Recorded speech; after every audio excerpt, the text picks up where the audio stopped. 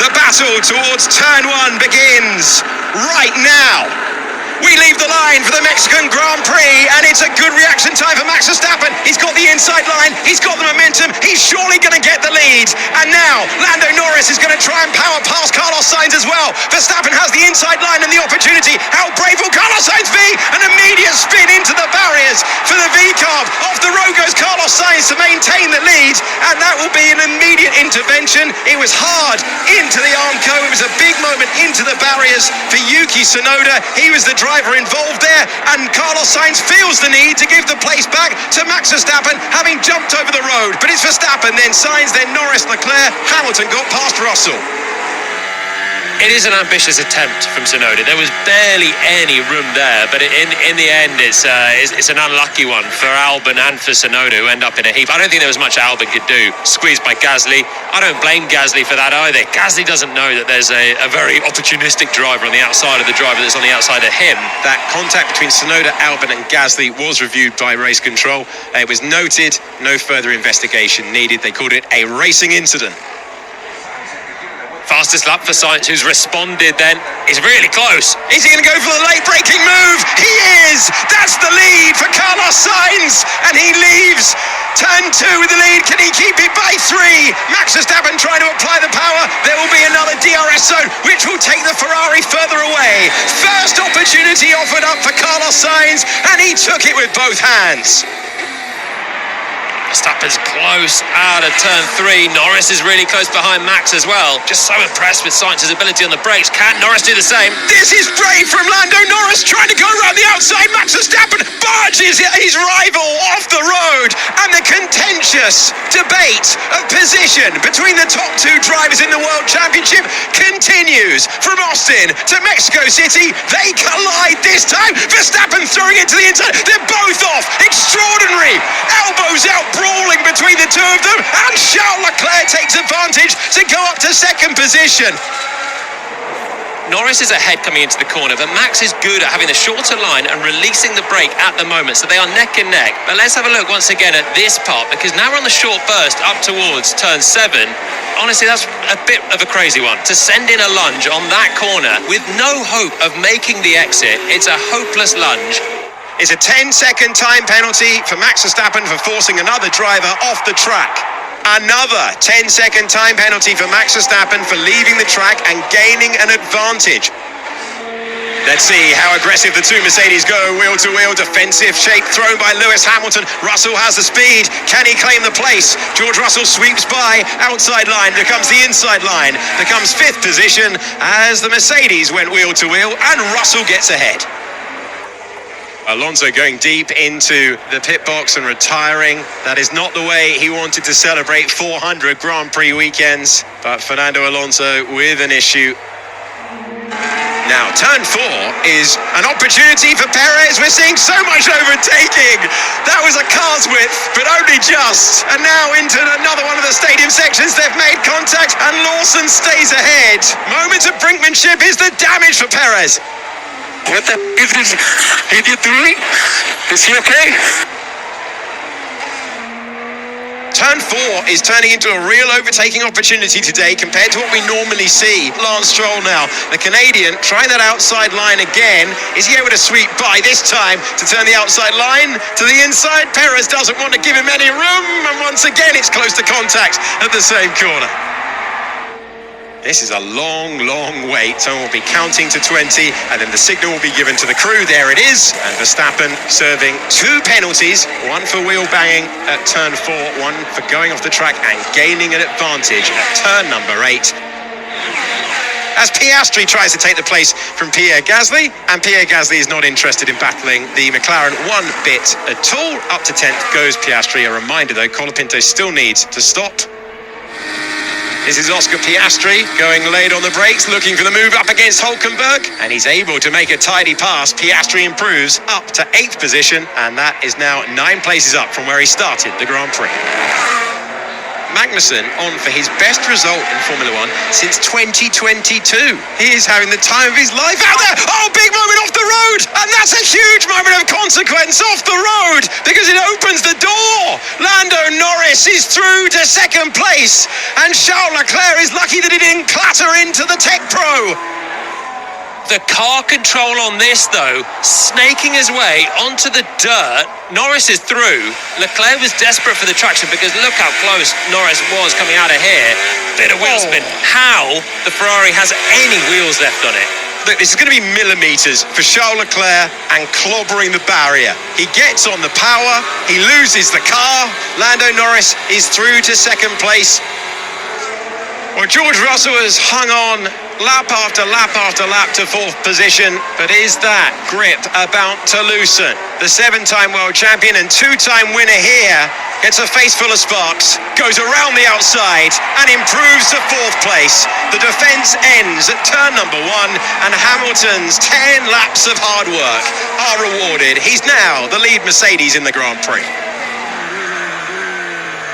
Franco Colapinto, Liam Lawson, and contact between the Williams and the New Zealander. Yeah, that might be debris at turn 12. I guess he's the same idiot that crashed again. You watch the highlights later. Yeah, I'm watching it now. It will be only his 4th win in Formula One. He said pole yesterday was bittersweet because it gave him the feeling that Ferrari might be in a fight for a world championship and he won't be there to use it. That realization ignited a fire today. He knows the road back to the front might be long and windy with Williams, but listen to this. The sight and the sound of this crowd acclaiming their winner. Carlos Sainz comes out of the final corner for the final time. Carlos Sainz wins the Mexico City Grand Prix. A fine way to take a 4th career victory. It will be a 10-point swing in the Drivers' World Championship after Lando Norris finishes in 2nd and Charles Leclerc is setting purple sectors, rapid sectors, to give Ferrari a 3rd place and a bonus point in the Formula One World Championship battle for constructors that looks like it's going to be fought between Ferrari and McLaren all the way to Abu Dhabi. Your podium completed by Charles Leclerc with the fastest lap of the race and the point that goes with it. Yes, this is masterclass, Carlos. Dominant weekend, un mastino. Good job. Yes, yes. Make a good weekend, Carlos. Thank you. Oh, this feels good. Forza Ferrari. Gracias, Mexico. This is the Outlap F1 podcast featuring America's own Cody, Andy, and Deanna. Your one-stop shop for Formula One news, insights, race previews, and reviews. Join us on the Outlap.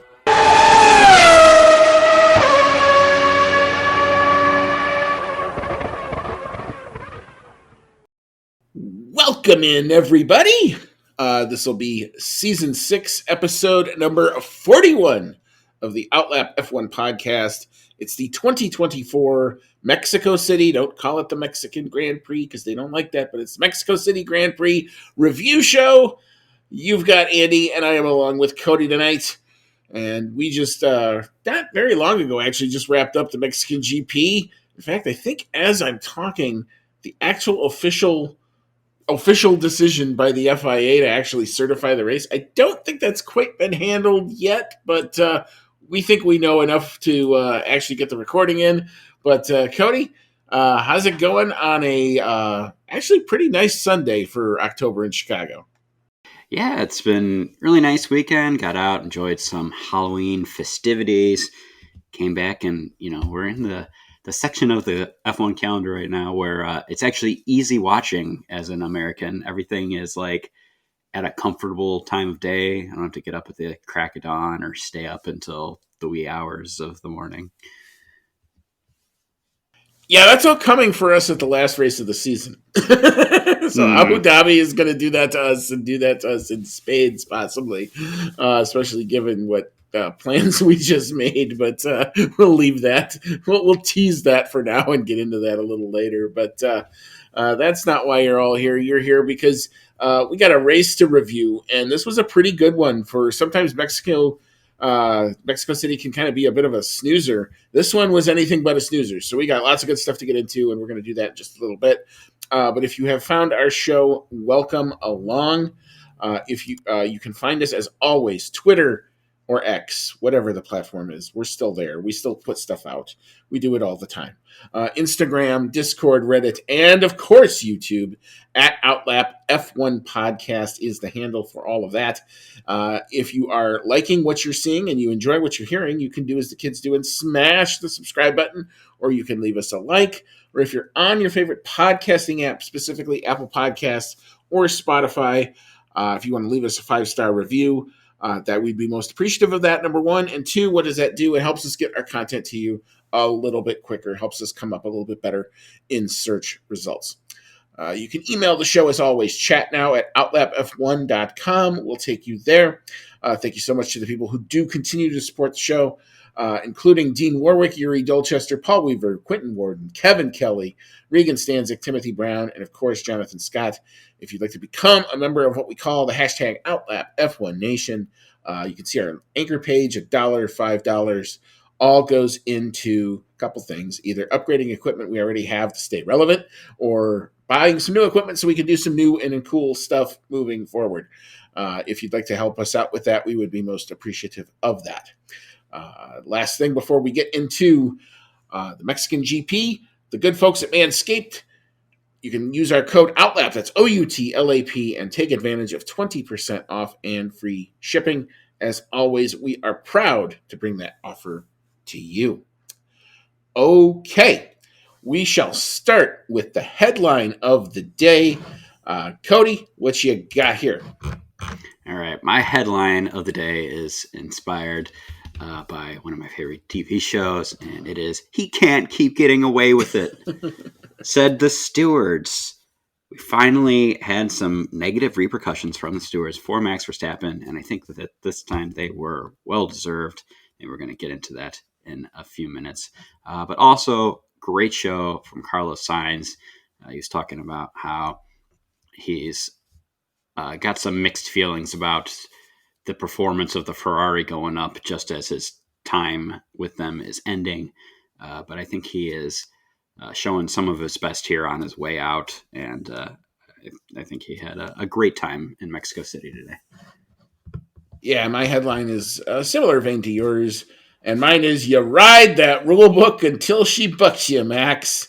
And today it finally bit back. And boy, did it bite back. And also, congratulations to Carlos Sainz if this does end up being his last win for a bit. And that's not to say that he might not have a couple more before the end of the season, the form that he's on.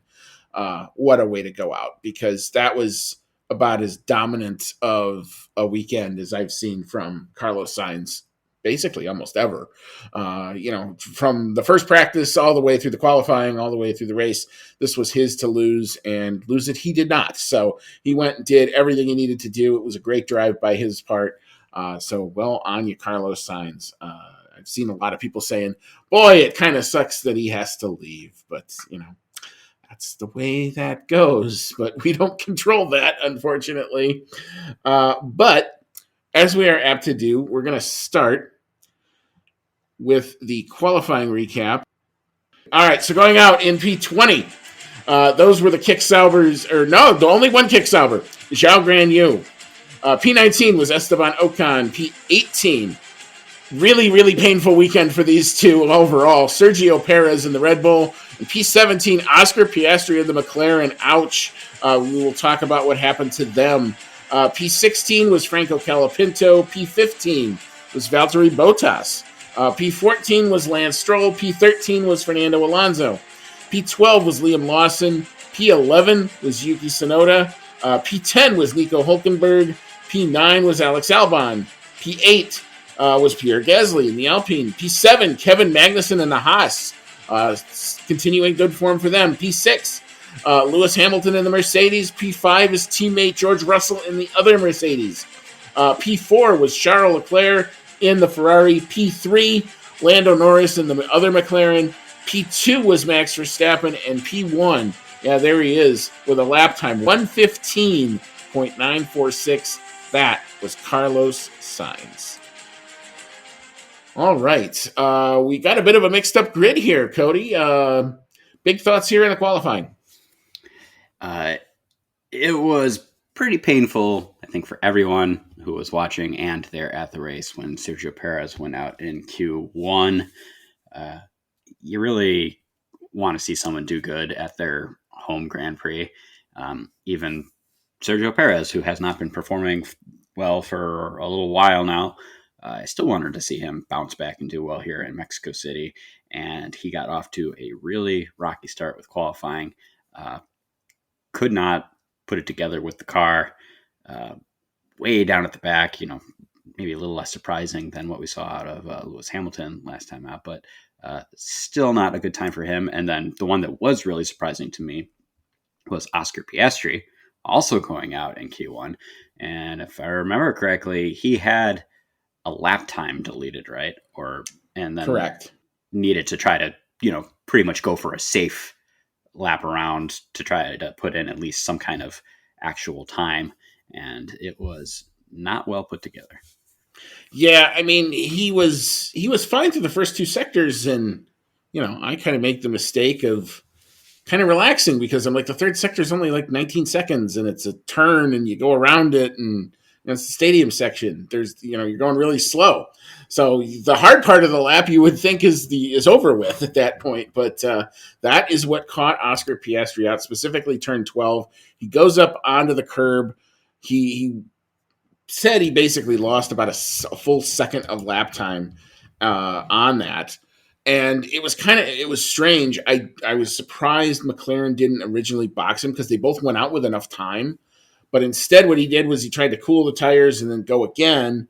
And they had also gone their first runs on mediums, because now the tire situation going into qualifying was a little bit different than what we normally would have had, because while we did have traditional FP1, FP2, FP3, the FP2 session was turned into specifically a Pirelli tire test. So you saw a lot more guys using up some of the softer tires in the one practice that they could use it, and then a lot in FP3. It seemed like that was almost qualifying practice, as you were. So normally you don't see two sets being ran in FP3, but you did here. So a lot of teams were already kind of a set down, and to try to make up for that, McLaren, I know Mercedes did it, Ferrari did it. It seemed like a lot of the heavy hitters were all going out on mediums the first run. First run, okay, but not great. But, then the track ramped up. Everybody else was going out on soft tires. And look, this field is very tight from P1 to P20. Does not take much for you to get caught out. He has a lap time deleted. He tries to go around, cool the tire, go around again. He did improve a little bit on that second attempt eventually, but it was too late. Track amped up. Everybody else was on fresher tires, so he goes out after being P1 in FP3. So that was a shocker for sure, especially given the form he had shown. And I thought up till that point, he was probably the better of the two McLaren drivers, if I'm being honest with you. But just one of those things that kind of happens. So, lesson learned, hopefully, for McLaren moving forward. They cannot afford, given where the constructors are now, to have that happen again. So that's was a surprise there. But, looking at the front, the three heavy hitters all went at it and were in just a couple of tenths, but Carlos Sainz coming out in pole position, actually improved on his second flying qualifying attempt in Q3. So it looked like the Ferraris were dialed in. It looked like they got the track temperature to come down enough to where they were really, really, really humming. Mm-hmm.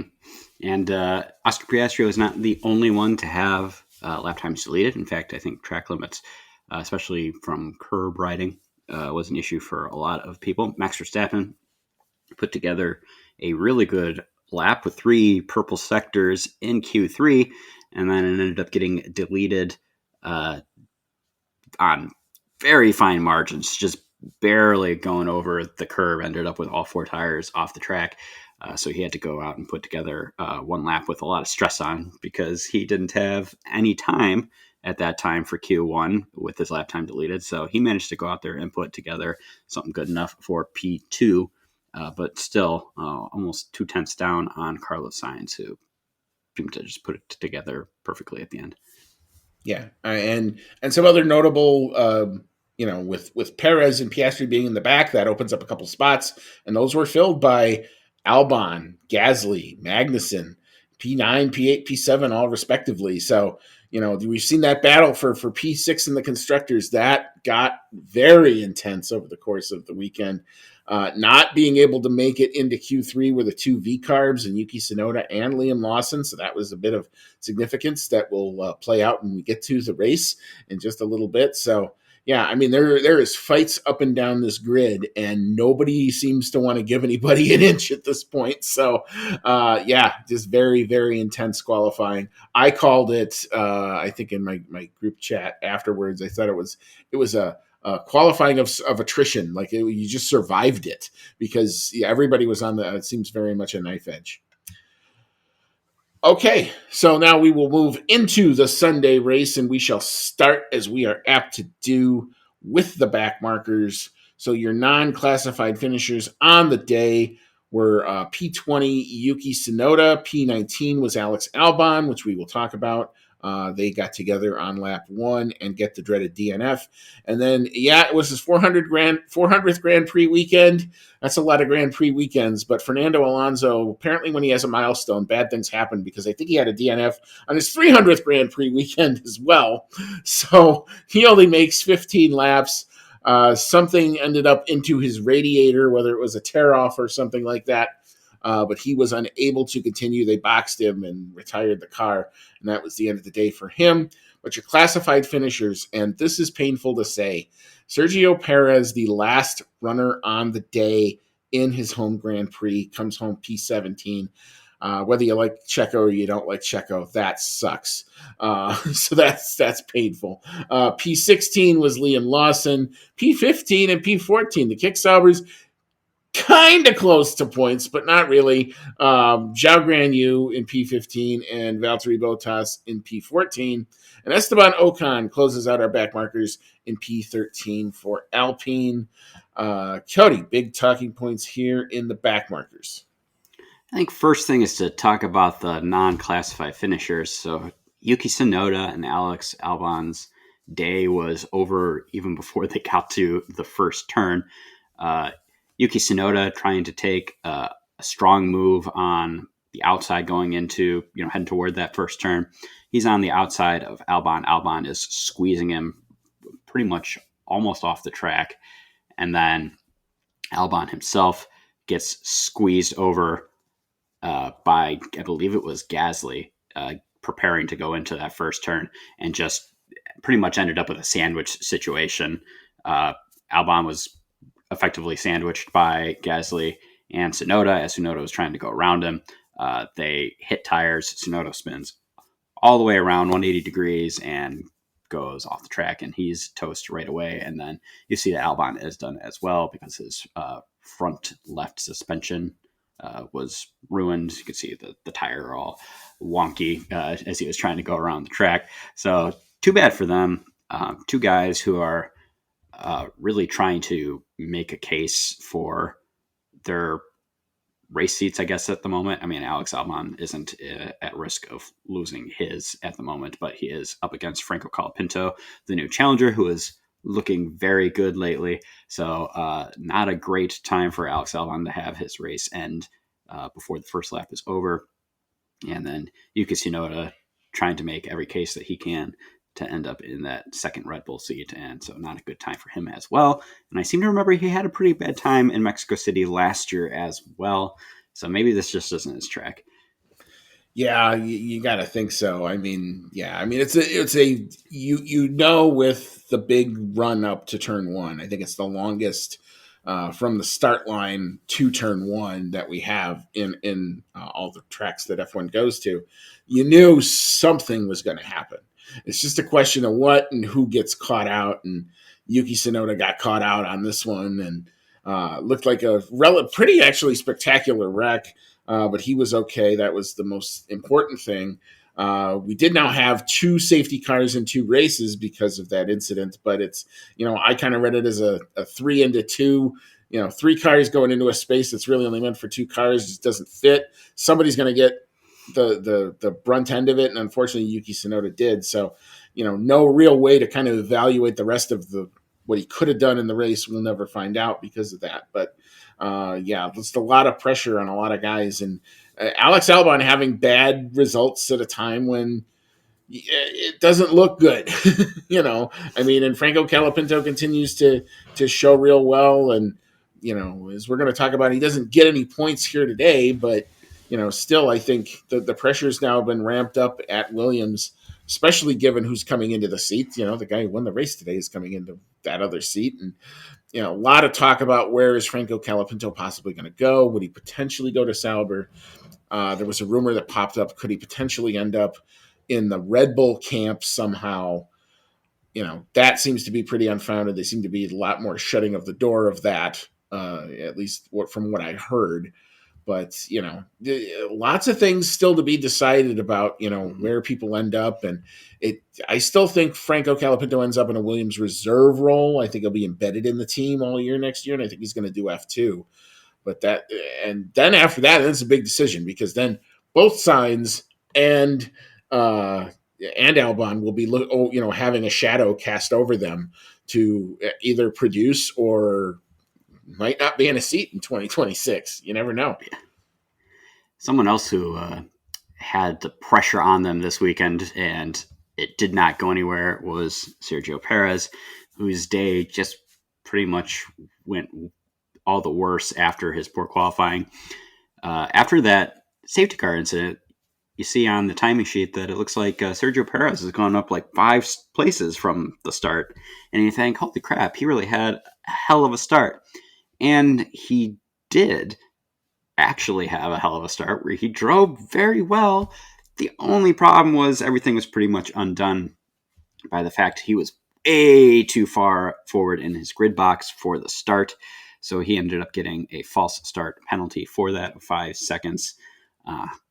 Pretty sloppy, I would say, on that. He's a veteran driver for sure, so you'd think he'd be able to get into the grid box okay. But too far forward for sure. And then the day just continued to get worse. He ended up having some pretty tight battling with Liam Lawson, where they got a little too close to each other and ended up getting some bodywork damage to Sergio Perez's side pod. They did have some very choice words for each other over the radio, which is pretty funny to hear. Sergio Perez called Liam Lawson an idiot several times throughout the race, even when they weren't racing by each other. And then at the very end of the race, to try to keep the other teams from taking that fastest lap point, Red Bull decided that they were going to pit Sergio Perez for softs to try to go for that fastest lap, even though he wouldn't get the point, to deprive Ferrari and McLaren from getting it. And he couldn't even get that. So very unfortunate weekend for Sergio Perez. Yeah, I mean, it's painful because he has so much support, and the Mexican fans absolutely adore the guy, and he's a nice guy. And I saw some commentary where it was like, well, are we being too nice on Sergio? And because he's a nice guy and we all like him. But you got to look at it from a results-based business too, and you got to look at it from a Red Bull standpoint, and Red Bull need his effort so badly. Mm-hmm. And it's just nowheresville. And to not line up right in the grid box, like this is a guy who's done a lot, not as many as Fernando Alonso Grand Prix level, but he's done hundreds of Grand Prix. He knows what that marker is, and to miss it like that is such an own goal. And he did have a tremendous start, because I looked at it, I'm like, well, did they get him for jumping the start? No, he didn't jump the start. He was just not in the grid box when the lights went out, which is not anything that anybody other than him can control. So it's another weird occurrence for a guy who you would not expect to have that. And it just feels like, for whatever reason, he's defiant and thinking he's going to be back in Mexico City next year, and he very well might be. But, it's got to get better, and it's got to get better fast. And I don't see it happening anymore. You always used to kind of hold out hope. Well, maybe he finds it. Maybe if nowhere else, he would find it here in front of his home crowd. And when that doesn't happen, you just have to sit back and go, my gosh, could someone else be doing better? Could replacement level driver at this point actually be a better option for a team that, as we're going to look at the points, when we get to the constructor points, desperately needs him to be up there. And the fact that he wasn't this weekend is a big deal. Agreed. All right. Well, no offense to Zhao, Valtteri, or Esteban, but they had relatively quiet races. So we'll leave them there. And so we will now transition into the midfield. And P12 saw Franco Colapinto. He did actually end up with a time penalty as well. We'll talk about that. P11 was Lance Stroll in the Aston Martin. Slightly better form from qualifying, but not good enough to quite get in the points. P10, making up for not getting the points at Austin, Pierre Gasly in the Alpine. And the pleasant surprise of this last stretch, the Haas's. P9, Nico Hulkenberg, 2 big points for them. The rallying McLaren of Oscar Piastri does make it from P17 to P8, so he gets some points there. And then the other Haas, P7, Kevin Magnussen, who I thought had a great drive and showed some really good pace late in front of a hard-charging Oscar Piastri, who was really looking to get past him as quickly as he could, but he held him off. So that was good to see if you're a Haas fan for sure.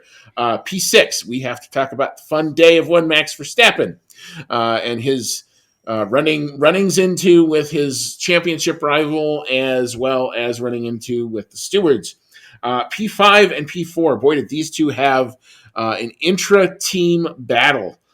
Talk about a long-standing battle, and it actually, both guys got through it clean. I kept thinking there's going to be a point at which somebody's going to touch somebody, and it's going to go really bad, but proof that you can actually race each other hard, clean, and fair. George Russell in P5, and Lewis Hamilton, who stayed patient and got it done in the end, in P4. All right, Cody, big thoughts here in the midfield. Oh, do we want to start with the Max Verstappen stuff? I'm gonna say we do the Max Verstappen stuff with the podium. All right. Well, we will do that then. In that case, I guess we'll go to the Mercedes fight. George Russell gets ahead of Lewis Hamilton fairly early on in the race. I'd say I don't remember exactly when it happened, but I think it was within the first 20 laps. George Russell makes past Lewis Hamilton and manages to keep that spot for a good chunk of the race. He ends up with some sort of damage to his front wing at some point where they're showing on the camera that it's kind of flopping around a little bit, but it wasn't really too bad. It didn't really seem to be affecting the performance of the car too much. But as we got later into the race, Lewis Hamilton was definitely making a charge for George Russell, and it was one of those just couldn't quite get there for many laps. Lewis was in George Russell's DRS. Every time they went around, he would make some good gains on him down that front stretch. Wasn't getting close enough to him to really make a move, though, into turn one. So he tried to line it up through the rest of the lap so that he could make another go down the front stretch again. Just couldn't get there for lap after lap after lap. And finally, getting toward the end of the race, he finally ended up with enough on George where he was able to make a good move at the end of that front stretch. And I think at that point, George Russell kind of knew that the gig was up, that he wasn't going to be able to hold off Lewis anymore. And he pretty much looked like he just let Lewis by at that point, which I think was probably for the best. You know, they don't want to take each other out and let Max get all the way up to P4. But it was really good racing between the two of them. Good competition. They were pretty much out there on their own. They were never going to catch up to, the top three because, I think when Lando was running in third place, he was like 30 seconds ahead of the Mercedes. And they themselves were pretty far ahead of Max. So as long as they didn't crash into each other, they were going to be fourth and fifth. The order was just up to them. And it was nice to see good, clean racing between the two of them. Yeah, and the other thing, just to kind of put it into some perspective, George Russell had to revert to some prior spec of parts because he had another pretty heavy crash in I think it was FP2. I think it was during the tire test. Right. He was the one that crashed out. So Mercedes were running low on spare parts in the first place, and now we're running lower on them. But had to revert back to I think like a Canada spec of floor or something like that. They said so. His car was not nearly as fine tuned as it could have been, and Lewis, and not to mention then he gets the front wing damage and Lewis, to his credit, man, he raced him about as clean as you could have possibly asked for. And it was a good long, I think it was a good like 10 lap or something fight that, Lewis would keep getting into DRS and George would put the car right in the right spot to just make it so that Lewis couldn't put the move off. So, yeah, I mean, it was, and Toto came on the radio and said, just keep it clean. And that's what they both did. So, again, I think fair play to Lewis, I thought he did a really nice job of pulling the move off eventually and staying patient enough to have it happen. Could easily have gotten frustrated, as we've seen some other people get with moves recently. So it was a good, hard, fair fight, and that was very good for them. Elsewhere in the midfield, again, you got to give it to the two Haas guys. Double points yet again. Better double points even than in Austin, with Magnussen coming home in P7 and Hulkenberg coming home in P9. They've now opened up a gap in their P6 constructors battle, and it's a remote chance, but they're only 40 points away from Aston Martin when we get to that table.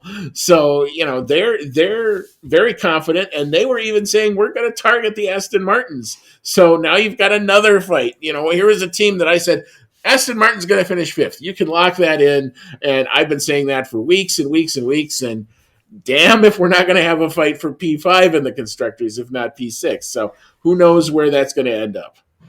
Yeah, 40 points might be a bit of a mountain to overcome for them in 4 races, but it is really refreshing to see Haas performing well this late into the season. They are perennially known for maybe starting off well at the beginning of the year, and then they don't put in the investment to properly keep up with the upgrade race, so they tend to peter off as the season goes on. We haven't really seen that from them this year. They've been in the points consistently, race weekend after race weekend, and this time both of them in the points. So a really good haul for them. Kevin Magnussen in front out of the two, so fantastic weekend from him, continuing to show good stuff in sadly what may end up being his last year in Formula One. But yeah, just great to see this from them, and I hope that they are able to take what they achieved this year and actually carry it into next year. That would be amazing. And Magnussen, for his part, seems to be at peace with his fate, considering he was out of Formula One, and he literally said it, I think, in one of his post-race interviews. I've already done this bit. I already knows what it's like to kind of have the send-off and all that. So I'm just enjoying my time, and that's what he's doing. He's trying to do the best he can. And it's been also refreshing. We haven't seen angry K-Mag. We haven't seen the guy who got the race ban come out. So, yeah, I mean, if you're a Haas fan, a team that hasn't been able, as you said, Cody, to nail the upgrades, it looks like they're not only nailing the upgrades, it looks like they're actually trying to build something. And with Ollie Behrman going into that car next year, I think you're going to have to be marking Haas as seriously in the points, I think, every weekend moving forward, and that is something very, very significant for that team. And they're going to get some extra money that they probably didn't ever anticipate having. So, what do they do with it? And Io has been working more with less. Well, now that's just extra windfall, and where does that go? So it's going to be interesting to watch for sure. But the Haas's gain, and here's another team that we hadn't given a lot of shine to. Alpine, Pierre Gasly makes it come home in P10, does get a point. That's big for them. This is 2 races in a row with some really nice qualifying for him. It really fell off in Austin. It didn't fall off as much here. It's good to see Gasly, bring it home a bit for the Alpine guys there as well. All right, so we're going to just kind of lump Max in with the podium because it's all kind of intertwined. So our podium saw Charles Leclerc come home in P3. Lando Norris does pick up the P2 after Charles Leclerc had what I thought for sure was going to be a wreck. I saw that and I went, oh, and I almost said a bad word. And then he saved it. So Charles Leclerc comes home in P3 after saving it late in the race. Lando comes home in P2. So he actually does pull some points back on his championship rival.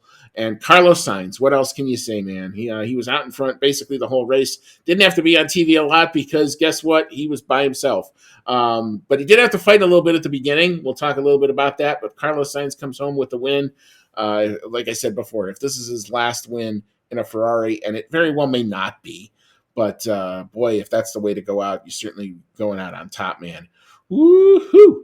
All right, so let's also talk about the Lando Max kerfuffle yet again. It seemed like these two just picked up pretty much right where they left off after Austin, almost in the same order and almost with the same exact types of moves, except this time the stewards were not going to have any of it.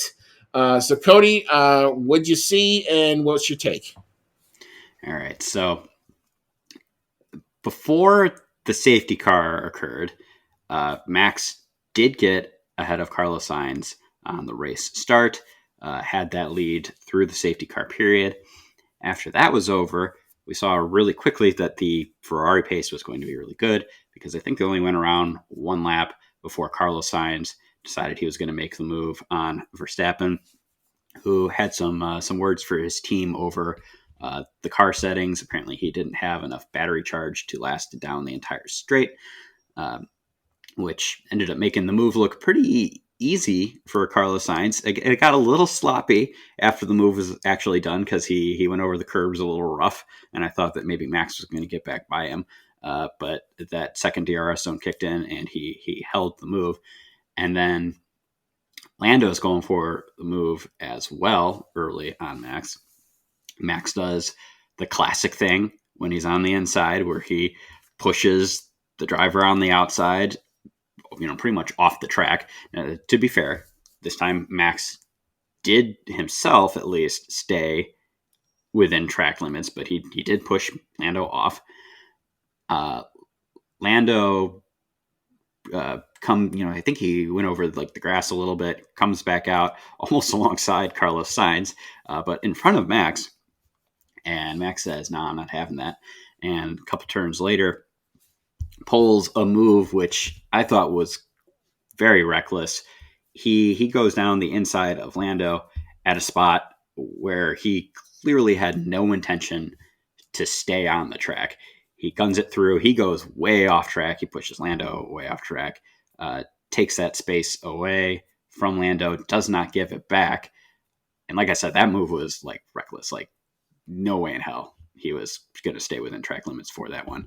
And the stewards agreed. So they put him under investigation for both of those incidents, which occurred within a few turns of each other, and ended up giving him a 10-second penalty for each incident. Now, the second incident, for sure, thought 10 seconds was totally warranted for that. He was never going to try to stay on track for that one. He was just making a point that he was going to get back by Lando by any means necessary. The first one was maybe a little more marginal, in my opinion, because we did see that move several times throughout the race where the driver on the inside pushed the driver on the outside off, and they either came together or the driver on the outside ended up cutting through the grass there. And I don't believe anyone else really got a penalty for that, except maybe Frank. I don't exactly remember what the Franco Colapinto penalty was for. But it seemed like that move occurred several times throughout the race, and not everyone was getting the penalty for it. So it was maybe more marginal for that one, but I think there was enough there for him to warrant getting the penalty. So, I mean, if you look at my hat here, big Max fan. Thought he drove like a dick this race. Thought he's been driving like a dick for a few races. But this one, after that second move, I was like, I even sent you text messages being like, yeah, those are penalties. He's totally screwed.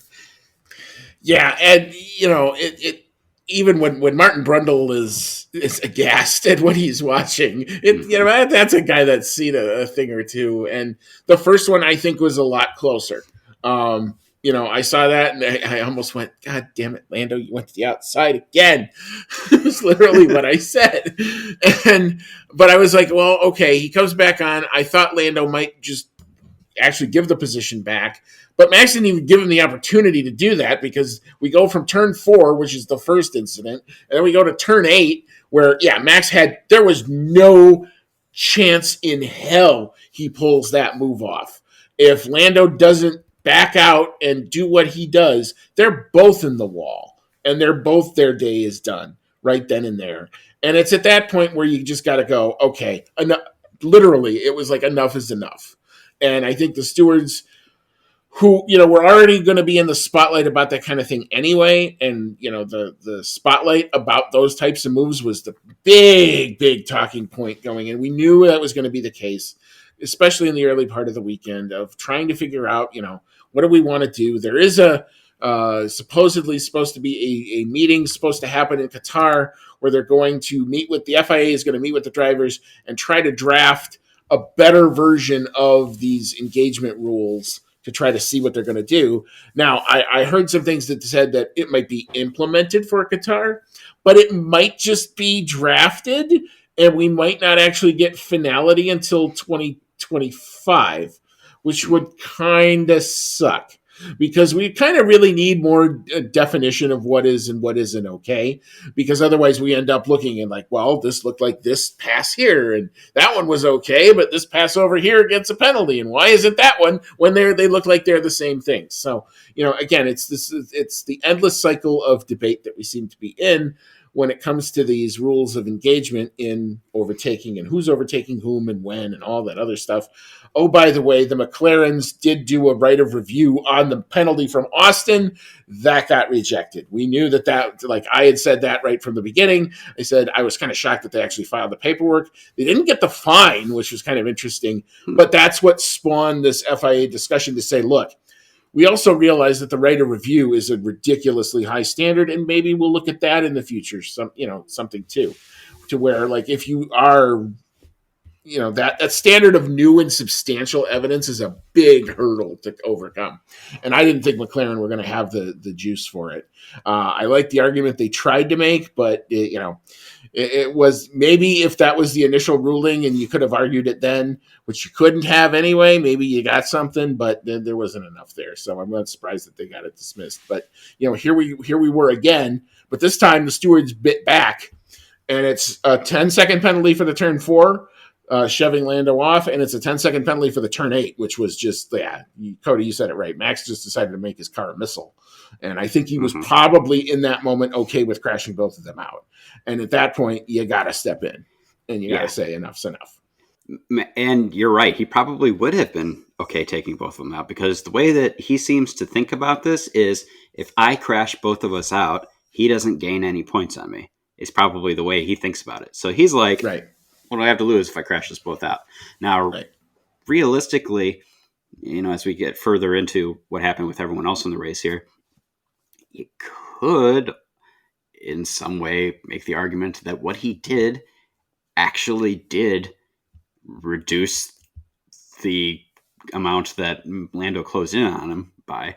Now, so that 20-second penalty, when he came in for his pit stop, he was in the pit box forever and ended up losing positions to the Mercedes as well. He fought back up to sixth place by the end of the race, but wasn't going to really make any gains on the Mercedes. Had he only ended up with one 10-second penalty, he may have been able to stay in front of the Mercedes and therefore, maybe finished up in fourth, got more points for himself. However, part of this whole exchange was he did end up in front of Lando, and he did not give that place back, and he held up Lando all the way up until he took his pit stop. And as we saw later in the race, had Max not been holding up Lando for that whole stint, it might have been possible for Lando to actually win this race, because he had excellent pace in that McLaren that we saw getting toward the end. So, Carlos Sainz looked pretty much in control for most of this race. And for the vast majority of it, it was Carlos probably like 6 to 8 seconds out in front of Charles Leclerc, who was holding his own against Lando once Max pitted. But then as you get further into the race, get into the closing stages, Lando is closing the gap on Leclerc. And Carlos Sainz is coming over the radio pretty much saying like, hey, there's no need for Leclerc to try to catch up to me. He's pulling the politics, being like, hey, I don't want to have to fight him. Let's just go home like this. He got the win for the 1-2 last time. Maybe let me have this one. But it looked like Leclerc was closing that gap because he didn't really have a choice because Lando was catching up to him. And eventually that pressure got too much. Leclerc maybe overdrove coming out of that last turn onto the front straight just a little too much, trying to hold off Lando. And he really loses the car. Big whip around off the track into the dirt. The barrier of the track kind of like goes out at that portion. So he at least had that saving grace that there wasn't the wall as close as before for him to run into, but he did go into the dirt. Pretty much had to use that as like a launch strip to get back onto the track. But by that point, Lando was long gone. It was amazing that he made the save and managed to bring it home for the podium still. That said, once Lando got by him, we did see the gap continue to close up on Carlos all the way up until the end of the race. So it does make you wonder, had things happened a little differently, had Lando been in front of Max for that stint, maybe he could have actually gotten the win. But as it turns out, Carlos gets a fantastic win where he got pole and win and led practically the whole race. So as you said earlier, one of his most dominant performances that we've seen from Carlos. And Ferrari comes out of this with another double podium, which means that they are now past Red Bull in the constructors and are closing in on McLaren for the lead, which is going to make this really interesting heading into the last few races of the season here, because we have still kind of a battle going on for the drivers' championship between Max and Lando. And then you've got the constructors' battle between Ferrari and McLaren.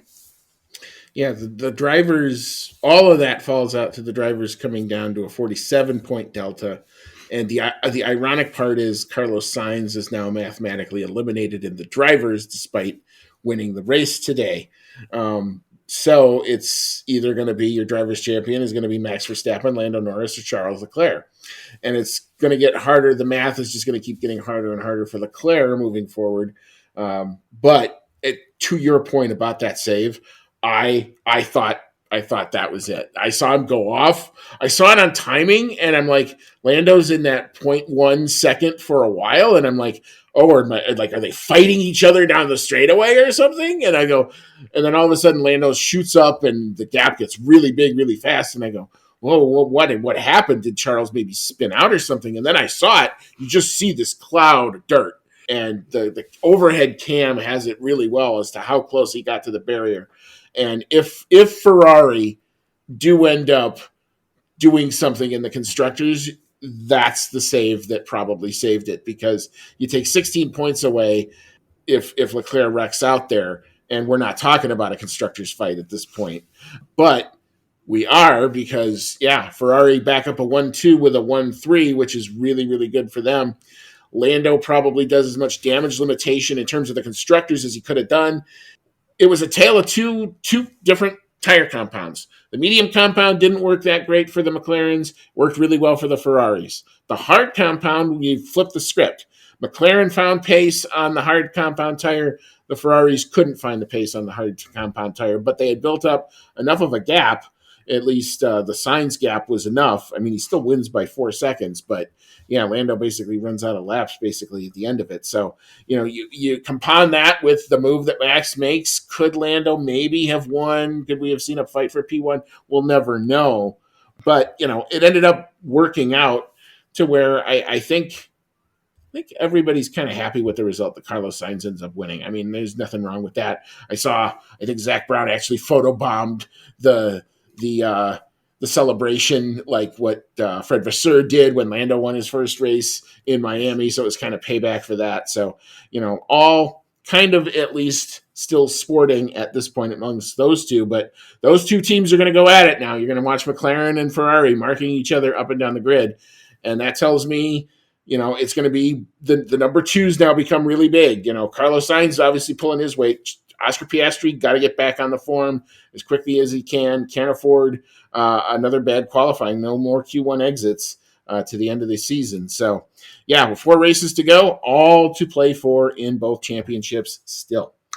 And I think that's where we're going to leave it. All right, so we're going to take a quick break. We'll re-rack. We'll come on back. We'll detail out where the points are in terms of the drivers and the constructors. We do have some movement in both of those. And then we'll open it up to your thoughts on what you saw this weekend, the fan email segment. I love the fact that even though this race was pretty late on in the UK, people were still coming at us right away, which is awesome. And then we'll hand out our awards. We'll talk a little bit about predictions. That might be painful. We'll talk a little bit about predictions. And then we'll start to set the stage because it's leg 2 of 3. Leg 3 is going to be on us really, really fast. The Brazilian Grand Prix awaits. We'll set the stage, the early stage for that. So come on back and we'll get into all of it. You are listening to the Outlap F1 podcast, and we'll be right back after this quick pit stop.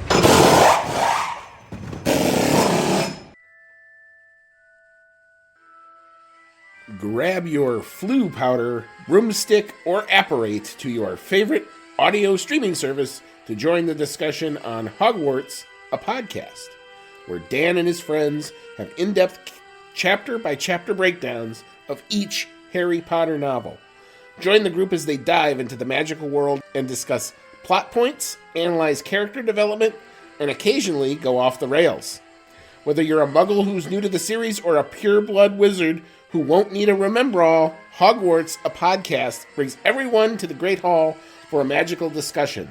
Hogwarts, a podcast, available wherever you get your podcasts. All right, welcome back in. This is Season 6, Episode number 41 of the Outlap F1 podcast. It's our 2024 Mexico City GP review show. You've got Andy and I'm along with Cody, and we just wrapped up an actually very drama-filled and very entertaining Mexico City Grand Prix. One of the better iterations of this race, I think, since they've gone back there. All right, so now where does this put? We're after round 21? I think we are round 20. Round 20. I think this is round 20. Where do all of the points shake out? So, Cody, I'll let you do the drivers, and I'll chime in with the team standings. All right. In first place is still Max Verstappen for Red Bull at 362 points. Not the greatest haul for him this weekend. The gap does close up a little bit between him and Lando Norris, who is in second place with McLaren at 315 points.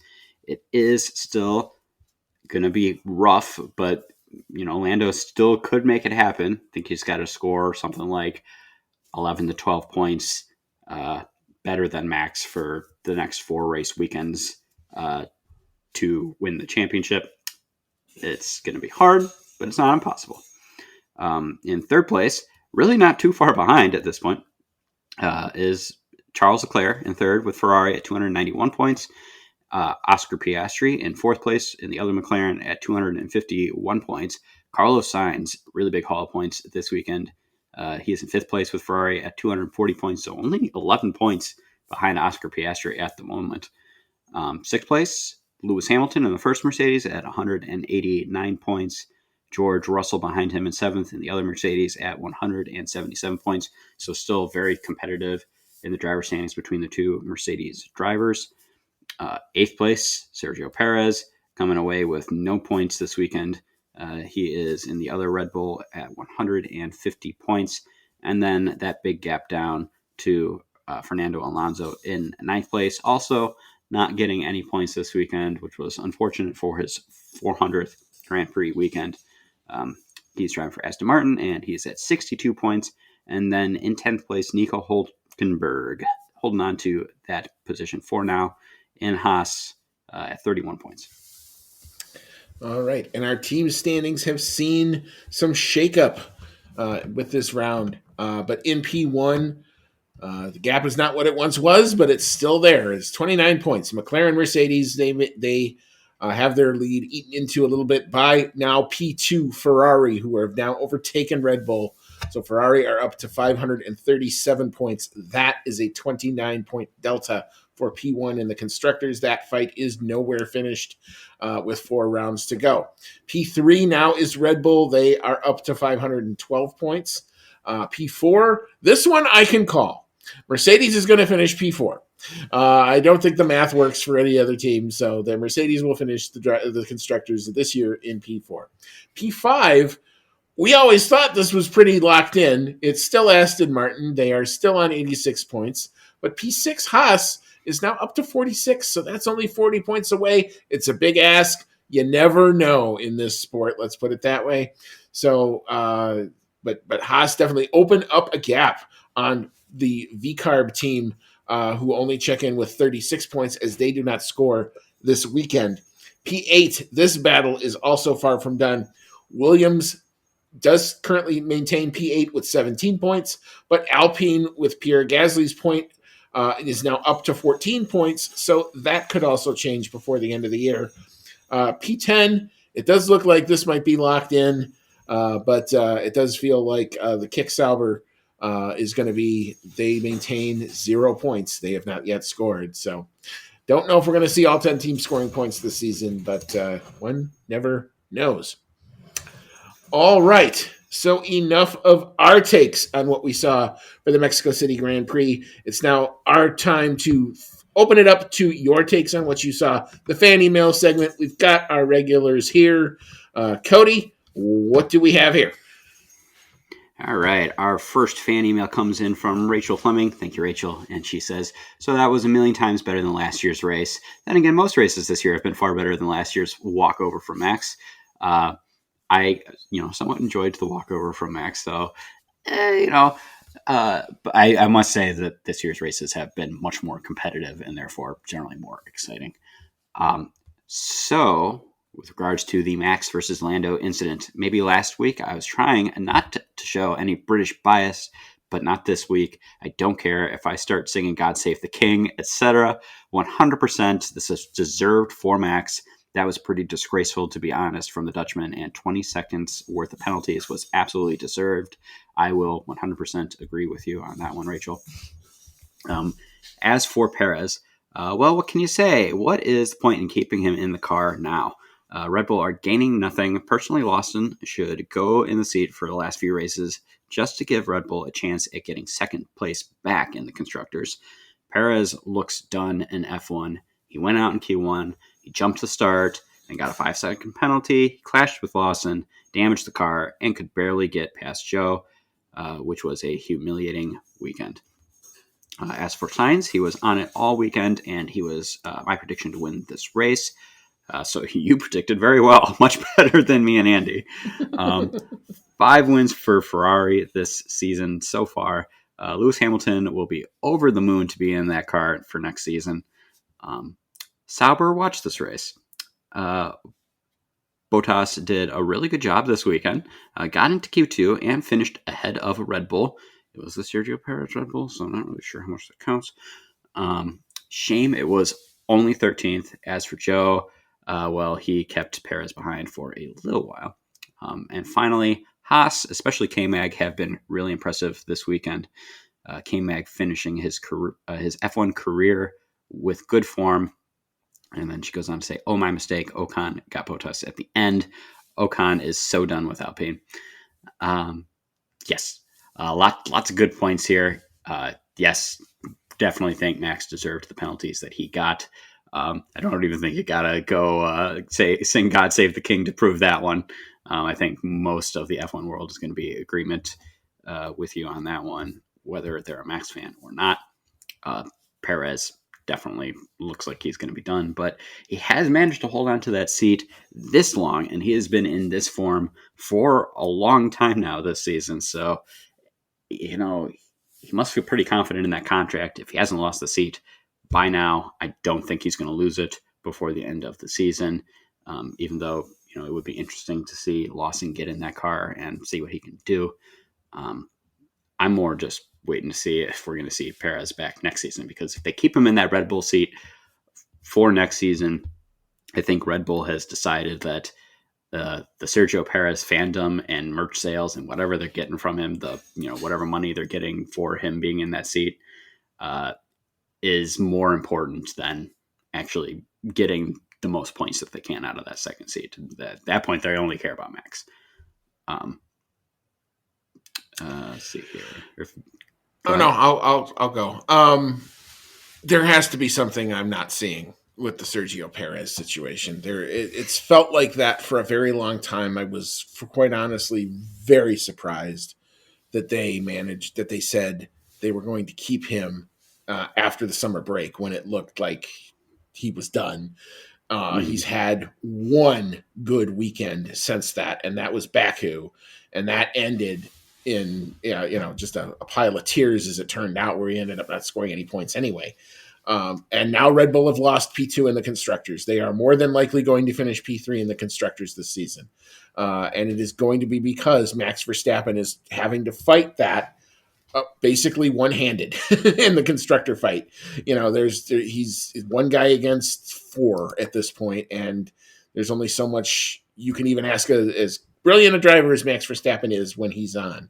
That's too much to ask at this point, and he's getting no support from his teammates. So there has to be something that I am missing. I don't get it. I haven't understood it for a very long time. Red Bull obviously have a good stock of drivers. Liam Lawson has come in and has put his elbows out because he knows what he's got to do. And, whether or not this is more Red Bull infighting between the Helmut Marko faction and the Christian Horner faction, I don't know. But the Christian Horner faction is obviously still winning. So beyond that is the only thing I can really offer as to why Sergio is still in the car, is because Christian Horner and Max Verstappen want him there. For whatever reason, they want him there.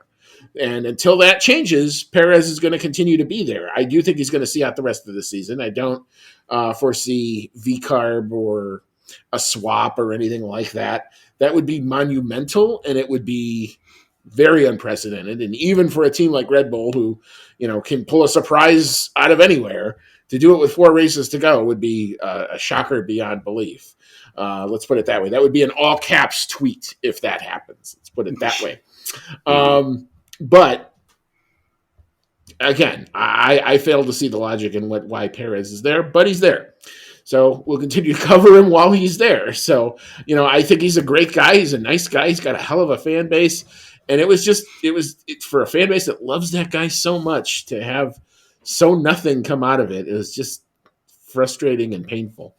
But, we talked about the Max versus Lando incidents. I think we're all in agreement that the penalties were correct in these cases. The first one may be a little more circumstantial than the second one, but the second one to me is a slam dunk. It could have even potentially been a drive-through. But I think when they decided to stack the two up, 20 seconds was probably enough. It definitely took Max out of contention for the win. All that being said, he still managed to come home in P6 on a car that he really didn't like. So, yeah, like I've said it many times, battling Max Verstappen is the equivalent of battling like Magnus Carlsen in chess. You don't just beat him or get up ahead of him. You got to beat him until he's dead. And then once after that, type of situation. So, he's just going to keep coming. And it doesn't sound like he's going to change his style of driving anytime soon. So it's going to be on the stewards. And in this case, the stewards bit back. And he's going to continue to do exactly those types of things. So I would expect more fireworks moving forward if he is behind Lando or now Charles or Carlos moving forward. I don't expect him to drive any different. In terms of Carlos Sainz, I totally agree. I think that this was a great victory for him. If this is the send-off, it's a great send-off. I hope Williams is actually going to turn their program around faster than we think. I think they're in the process of doing that. A successful season for Sainz will be, if he somehow, some way scraps together a podium for Williams next year, that would be a hell of a development. So, and he definitely looks like he's got the tools to do that. He's driving great. it is kind of just what it is. And, with that type of situation, and you can't go back and undo a move that was made over almost a year ago now. So we knew that this was kind of going to be Carlos's awkward phase. So we're just going to kind of have to deal with it.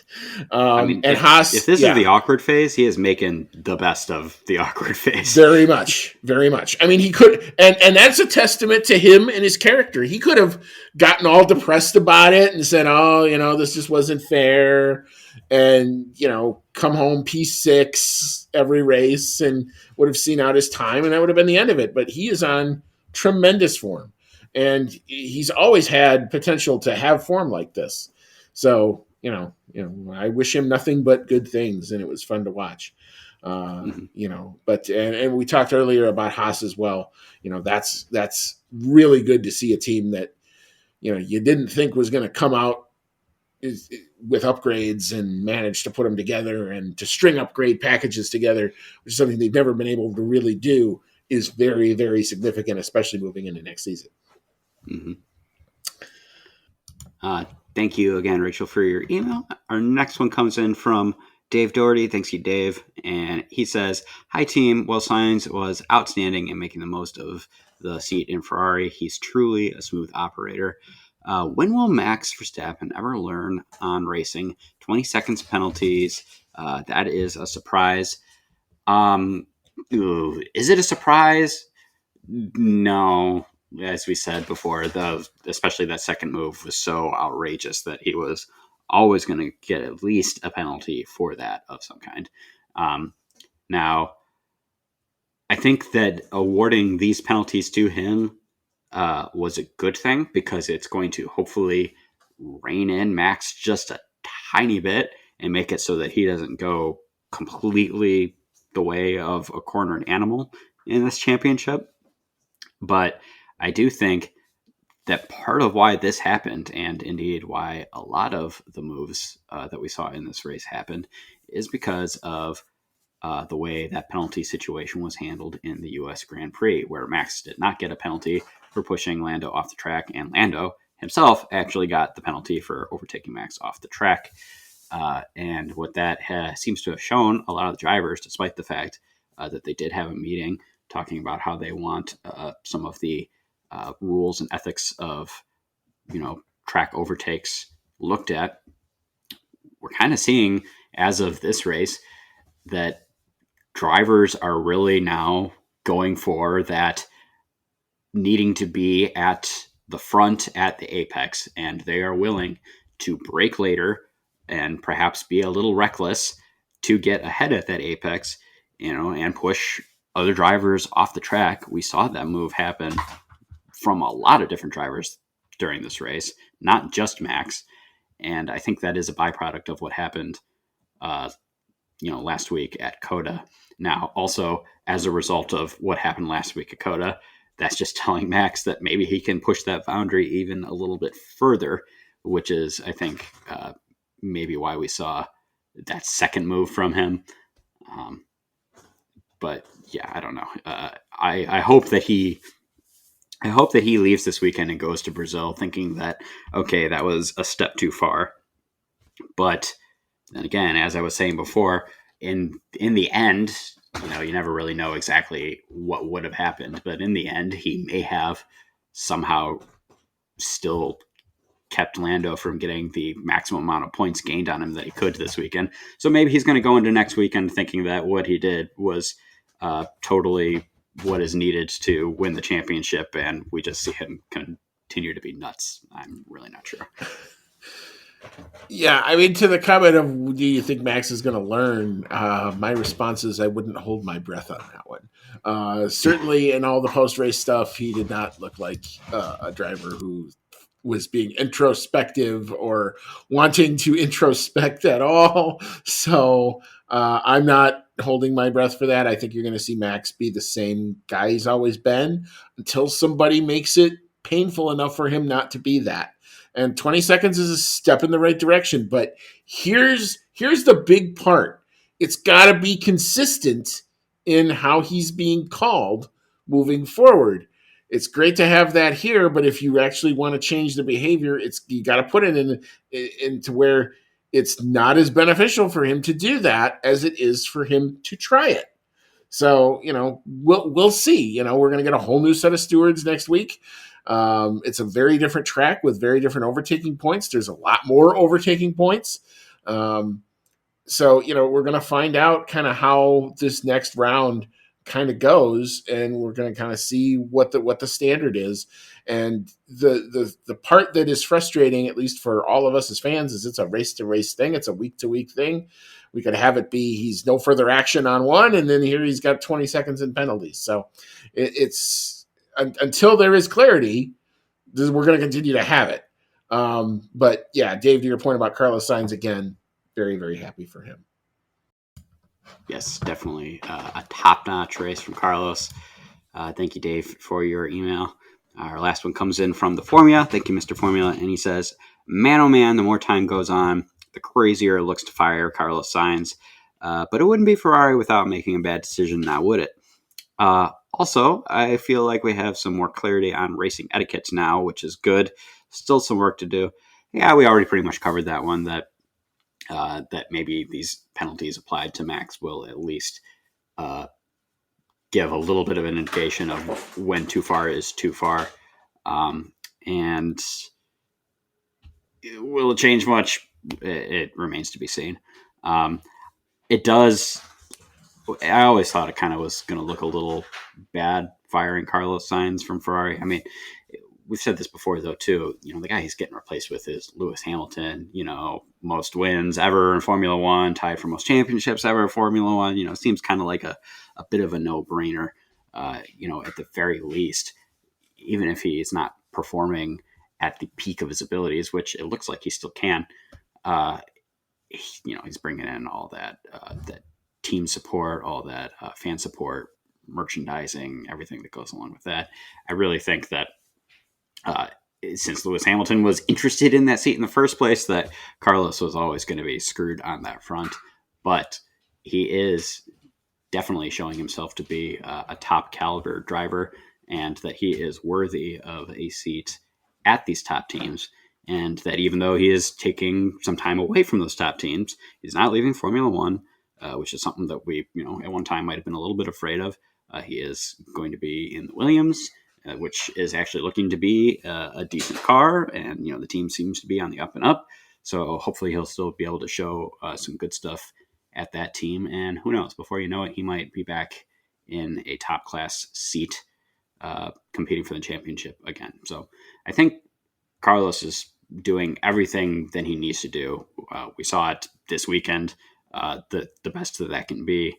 And we'll just kind of have to see in the future how this decision pans out for Ferrari. But I don't think it's a bad decision. I don't think you could really call signing Lewis Hamilton a bad decision. No. I mean, I think we get to the first or second race and Lewis making a podium makes it all go away, and this is the unfortunate, awkward part of when you have to make a change like this. Carlos found a seat, so he's still going to be in F1. He's going to probably put all his energy into developing that Williams outfit. And if it works the way that you want, he will lift that team up and they will be able to get at a much quicker rate of development than they would without him. That is all of this kind of working itself out. In terms of the racing etiquette, we kind of talked about that already. Again, I think it's what do we get moving forward? We got a definition here that seems to make a little more sense. But I can't tell you what the next round of stewards are going to do. In Brazil, we've seen some weird stuff happen with stewards before. So, that could be anywhere. But I mean, we are on the kind of this roller coaster ride on this F1 season. We're all just kind of riding along with it when it comes to, what comes out of race control at this point. So I don't really know what else to say about it, honestly. You were talking about, Lewis Hamilton getting that podium at Ferrari and making all the bad feelings away. Like, screw that. First time Lewis Hamilton gets a win for Ferrari, everyone's going to lose their goddamn minds, and it'll be the coolest thing ever. Well, I'm telling you, he wins the championship. There are going to be statues of him in Maranello. Mm-hmm. Bronze freaking statues in Ferrari gear, like he was always one of theirs. Quote me on it right now, and when I see it, you should put my name somewhere on it, F1 World, because I called it a year before he ever goes over there. I am here for when it happens. Yeah, no, it's going to be a thing, and like I said, you talk about a way to get a send off. My God. But anyway, so thank you everybody for your input. I always love the fan email segment. It's always a lot of fun to talk shop with all of you guys. You guys are great. Appreciate you guys chiming in as quickly and as often as you all do. All right, so we will move into our awards, and we shall start with the Rubbish Award. What goes in the bin this week? I think we have some consensus here. Cody, I'll let you go first. What you got? I'm going to put Max Verstappen in the bin this weekend because his antics on the track were over the top. His 20 seconds worth of penalties were, in my opinion, well deserved. It is somewhat amazing that he still managed to finish in sixth place and limit the damage. But that second move was bordering on being dangerous, and that type of behavior should be shut down. Perhaps even with a more severe penalty in the future if it continues. So, max pain for Max Verstappen. Yeah, it was interesting. Post race, they actually recalled one of the documents and gave him penalty points, which they originally, I think they forgot to do it, or they forgot to mention it. So it was a bit of post race drama. Well, all of a sudden, the document gets recalled, and everyone's like, "Well, what the hell does that mean?" And it came back out where it's the same time penalty, but now with 2 penalty points on there. So I think he's up to 6. So not anywhere near a race ban or anything like that yet, but something to watch for sure. Mm-hmm. Mine is going to go both to Max Verstappen, because if that's not over the line, I really don't know what is over the line, especially the turn 8 one. I can get past the turn 4 one a little bit easier because, hey, that's 2 guys going for a thing. I understand that. That's kind of in the context of the race. But turn 8, you decided to turn your car into a freaking missile, and you were trying to take somebody out. And you were going to be damned, if you didn't. And if it wasn't for Lando's quick head, we might be talking about, no more championship or anything else. And maybe that's the way you wanted it. But that was over the line, and that's not cool. And I don't like that. No more, please. And my other one goes out to Christian Horner, who I don't know, Cody, if you saw some of the post-race stunt he tried to pull, where he, in front of a lot of reporters, had one of those telemetry reports and was like letting all the reporters take pictures of it to try to show that somehow Lando was kind of sort of at fault for some of this. This harkens back to Great Britain in 2021, when after Max got or after even the fact that Lewis Hamilton got a 10-second penalty in that race after Max got wrecked out, they took Sebastian Buemi, and they went out and rented Silverstone for a day and tried to simulate the wreck to show the FIA really how bad it really was, and that they didn't take enough sanction against Lewis Hamilton. And that's the type of stuff, that type of crap, I am not here for. I don't like stunts. And Christian Horner, you did a stunt, and you get out of here with that. So both of you is in the bin for that one. All right. So we'll move on to our analysis paralysis. I think we have consensus here too. Cody, I'll give you the honor. What you got? I'm not exactly sure the best way to phrase this, but my analysis paralysis is kind of retroactively going back to the United States Grand Prix and that penalty situation between Verstappen and Lando, because as we said, we are continuing to feel the effects of that decision during this Grand Prix, with Max Verstappen continuing to push the boundaries on what is acceptable for on-track racing and ethics. And now we are even seeing those types of behaviors spread to the rest of the drivers on the track, with racing to the apex, being really late on the brakes, pushing drivers wide and off the track, if they think that they can do that and get away with it. And what last week's penalty showed is that there's pretty good indication that you can get away with it. And, the stewards here at the Mexico City Grand Prix tried to kind of go back on that a little bit by being very harsh on Max. Like I said, I think that first penalty was kind of right on the edge of whether, it's kind of a coin toss on whether you say that's a penalty or not. But I think in this instance, it was good that penalty was given to him because they really need to come down hard now on that type of racing, or it's just going to continue to get worse. Yeah, I'm in a similar vein with you. For a one-stop race, you can't. What are you going to talk about with strategy? There really wasn't anything that I could do. So this one will go out to the FIA. And my theme on here is indecision breeds contempt on all sides. And that's exactly what happened. The fact that we had, the incident last week and there was no real resolution. And then McLaren do a right of review. And even though the right of review gets rejected, those stewards even then said, well, maybe we really should have a better mechanism to look at it. And, when you stay in the middle and you don't pick a side, like it's either kind of one or the other. You can't have it both ways. And when you're trying to live in the middle with two guys going at it like this, everybody just hates it, and that's what ended up basically happening. Was all the drivers got pissed that this was going to happen, and now you're finally listening. So, I mean, I guess it's better than the alternative of they just say, "Well, these are the rules, and all we're here to do is enforce the rules," and blah blah blah blah blah. But goddamn, you gotta do something. At least you did something today. That's a step in the right direction. Let's make sure that it happens again if it gets this bad again, because you can't have what almost happened today happen.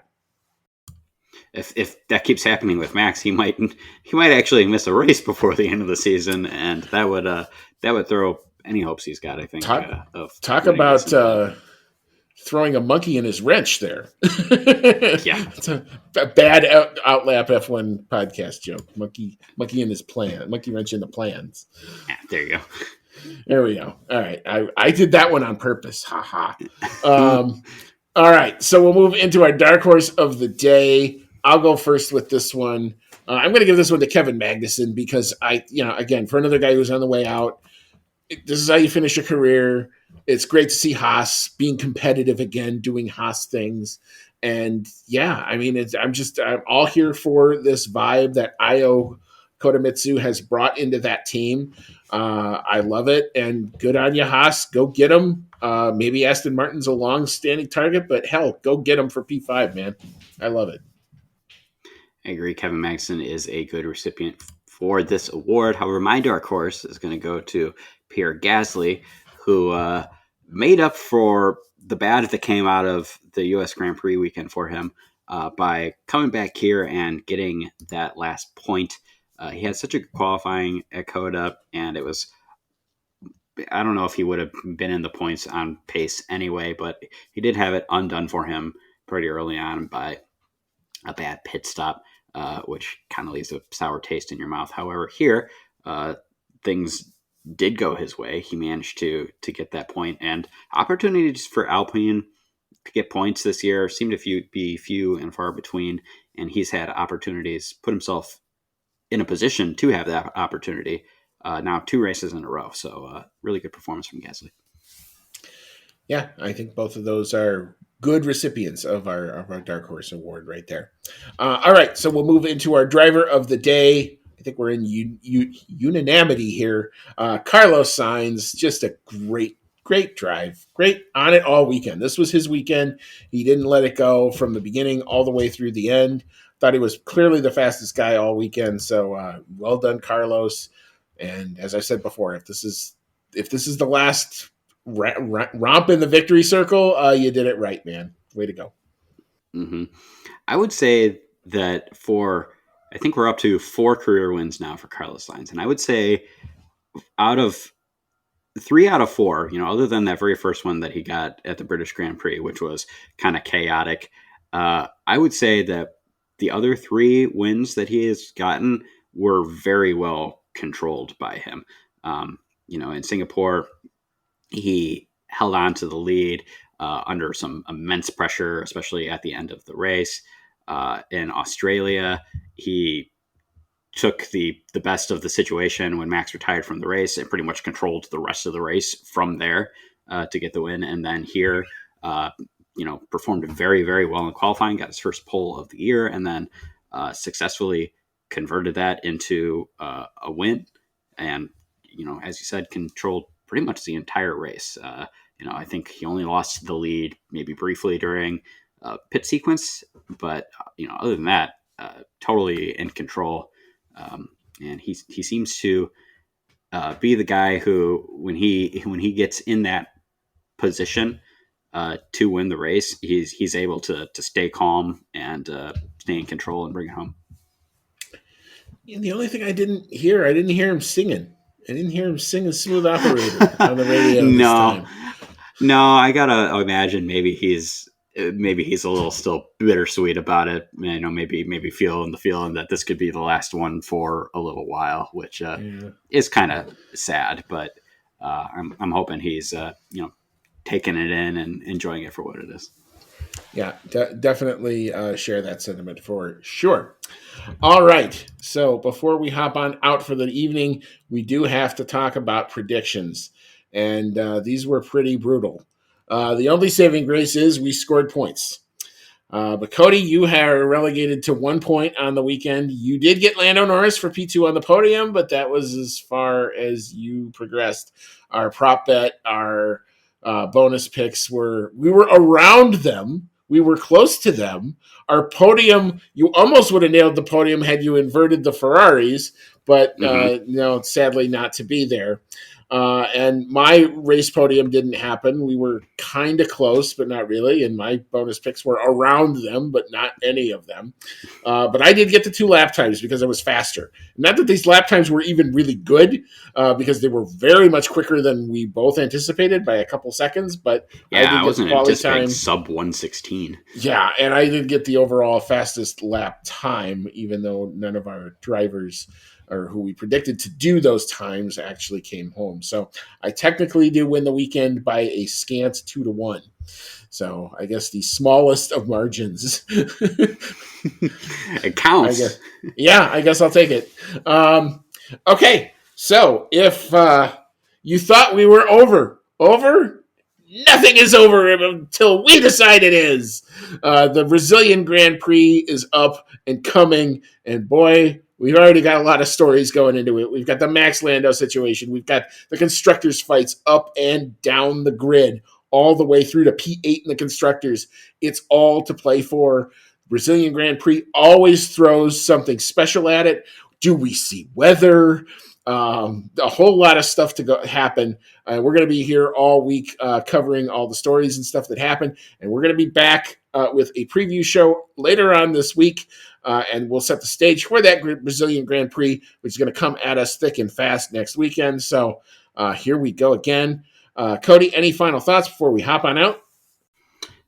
Brazil is a fan favorite. This track has produced many, many excellent races over the years, and I think that this one is going to play very much into the results for both championships.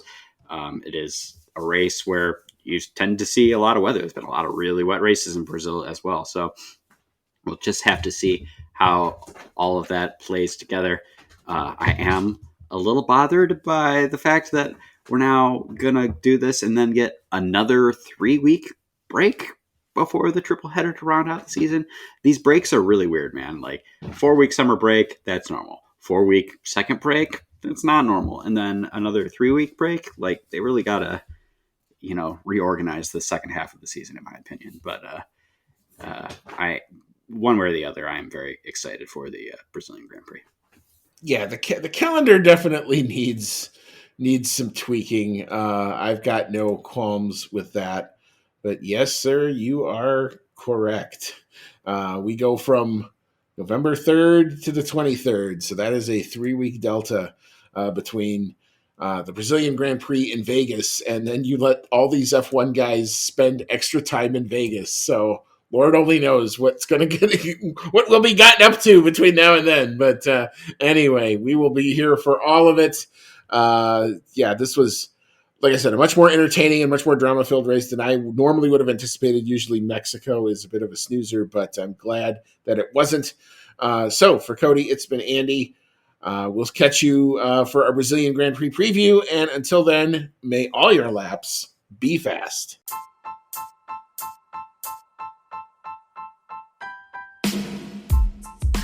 Thank you for listening to today's episode of the Outlap F1 podcast. If you like what you heard, click that subscribe button and be sure to leave us a 5-star review. If you want to connect with us outside of the show, check out our website at www.outlapf1.com. Find us on Twitter and Instagram at outlapf1 podcast, or email us at chatnow@outlapf1.com. As always, thank you so much for your support, and we'll see you on the next one.